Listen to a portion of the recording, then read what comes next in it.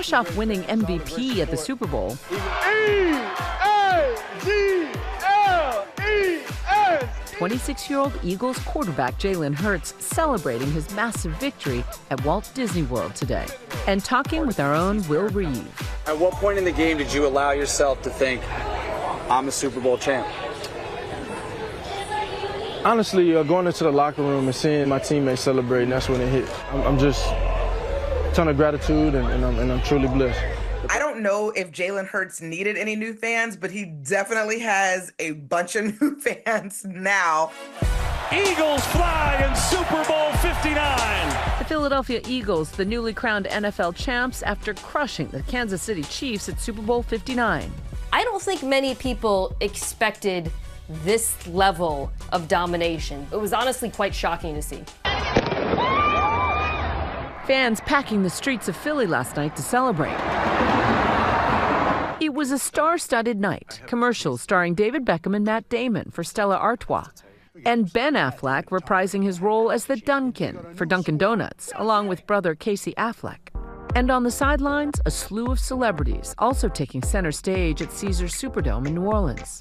Kendrick Lamar rapping about his ongoing dispute with singer Drake and a legal battle involving their shared record label, performing songs including his Grammy-winning diss track, Not Like Us, in a halftime show. Say Drake, I hear you like I'm young.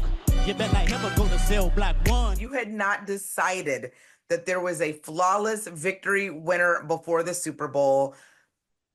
It's decided now. And it's Kendrick Lamar. Taylor Swift in the stands cheering on boyfriend Travis Kelce.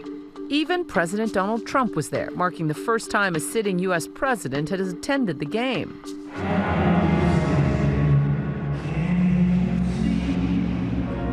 The kickoff to football's biggest night started with an emotional tribute to the New Year's Day terrorist attack victims. Lady Gaga performing Hold My Hand.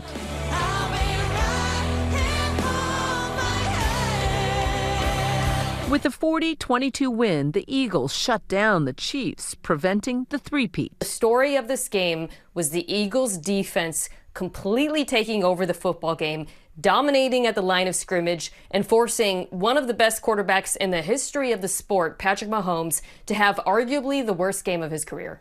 Kansas City quarterback Patrick Mahomes sacked by Philly's defense. He is sacked! Sacked again! Multiple times. 16, Mahomes. And this pass. Looking, firing, intercepted!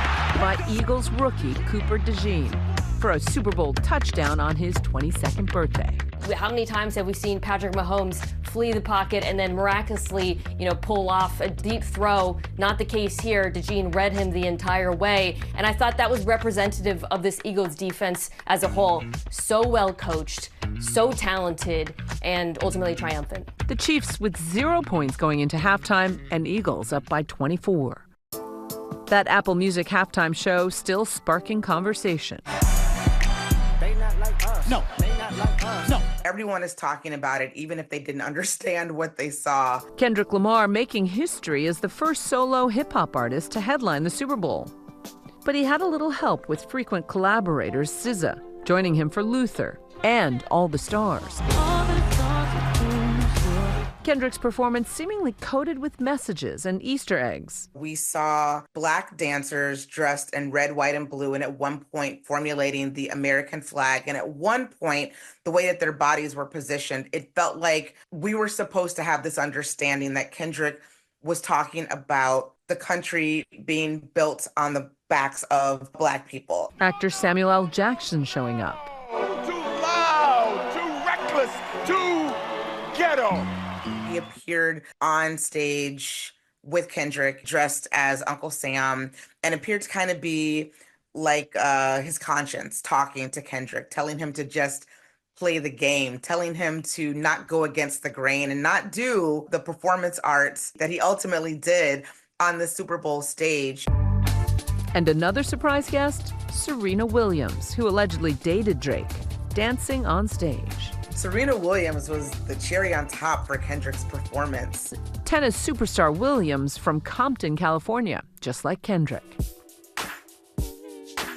In an interview with Rick Rubin for GQ magazine, Kendrick recalling how the skills he learned in school there are still with him in his music. Do you know the message you're trying to get across before? Oh, yeah. So you always know that in advance? Definitely. Okay. That nature comes from the skills of loving to write in school and knowing how to engage the listener and knowing where I'm going to land it. And that's when the teachers are going to smile like, I didn't know you would know the difference. Who's your English teacher? Mr. Who?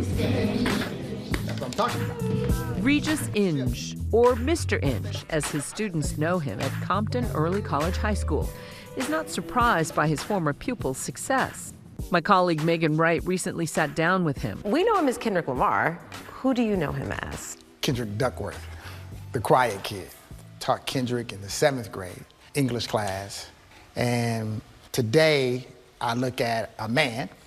I don't look at him as the mega superstar that he is. I look at him, what I'm most happy is about, Kendrick loves his family. Kendrick likes to stay home and be with his children, stays out the limelight, doesn't want the negativity, keeps his circle small.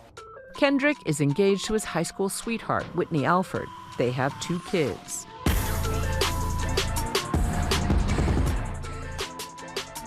Kendrick went to this middle school where Regis taught him 7th grade English. I'm gonna introduce the conflict. One day, everything changed. Now, I did not tell you exactly what the conflict is. It has to be a full circle moment for you to talk about, Kendrick in class doing poetry to his chosen profession. So, when it came to Kendrick, when he would bring me his essays, I'd say, Kendrick, now go over there to the bookshelf, grab a thesaurus. Every one of these words that I circle, I want you to go find a word that means the same, of course, and I want you to use that, and then you start saying the words so you can add that to your vocabulary.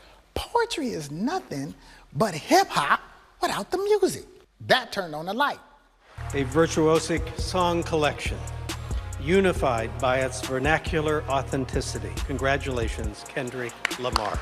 Kendrick winning the Pulitzer Prize in Music in 2018 for his widely acclaimed album, Damn. He became the first rapper to win that prestigious award. When he dropped his debut album, he called you, right? What was that conversation like? I said, don't dumb your lyrics down. Just because people are like, man, I don't understand what Kendrick's talking about. Don't dumb those lyrics down. Bring your lyrics out and let people learn up. Kendrick no doubt wowed the crowd, but the night really belonged to Jalen Hurts. He was remarkable in the Super Bowl, and to play your best games in the most important moments, that is career-defining, certainly. You can catch much more of Jalen Hurts on GMA in the Morning.